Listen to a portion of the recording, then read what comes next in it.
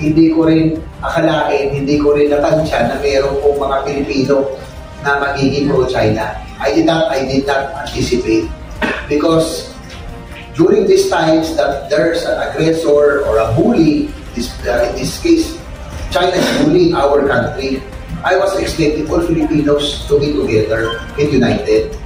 In the same way that the Senate was united in passing that resolution regarding China's very hostile treatment on our coast guard and the country itself.